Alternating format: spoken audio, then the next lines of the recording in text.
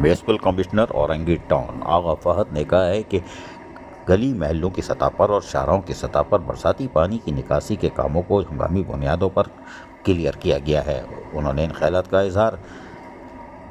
بلدیاتی افسران کے ہمراہ وقفے وقفے سے جاری برسات کے بعد اورنگی ٹاؤن کی شاہراہوں گلیوں کی صورتحال کا معائنہ کرتے ہوئے کیا۔ اس موقع پر ان کے ہمراہ ڈائریکٹر سینیٹیشن، ڈائریکٹر پارس اور دیگر بلدیاتی افسران بھی موجود تھے۔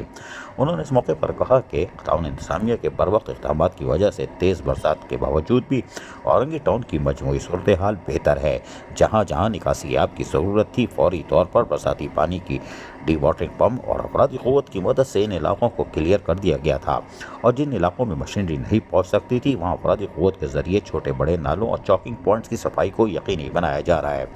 میونسپل کمشنر اورنگی ٹاؤن آغا فہد نے کہا کہ تمام متعلقہ شعبوں کے سربراہوں اور عملے کو 24 گھنٹے متحرک رہنے کی بروقت ہدایتیں کی جا چکی ہے، یعنی رین ایمرجنسی ہم نے پہلے ہی نافذ کی ہوئی ہے۔ بارش کے دوران اورنگی ٹاؤن میں بارش کے بعد پیدا ہونے والی صورتحال پر مسلسل نظر رکھی گئی ہے،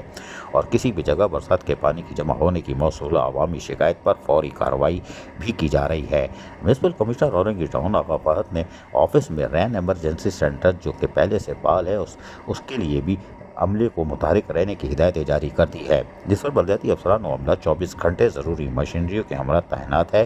بعد ازاں میونسپل کمشنر آغا فہد نے ڈائریکٹر پارس کے ہمراہ سینٹرل آئی لینڈ پر زیر تعمیر ماڈل پارک میں جاری بیوٹیفیکیشن کے کاموں کا بھی معائنہ کیا۔ انہوں نے ڈائریکٹر پارس کو ہدایت دیتے ہوئے کہا کہ اس ماڈل پارک کو جلد از جلد مقررہ مدت میں مکمل کروائیں تاکہ علاقے کے بزرگ، خواتین، نوجوان اور بچوں کو تفریح، کھیل کود کی سہولتیں میسر آ سکیں اور اورنگی ٹاؤن کی عوام کو ایک فضائی آلودگی سے صاف ماحول فراہم کیا جا سکے۔ عزیز عارف، KBS بلدیاتی نیوز، کراچی۔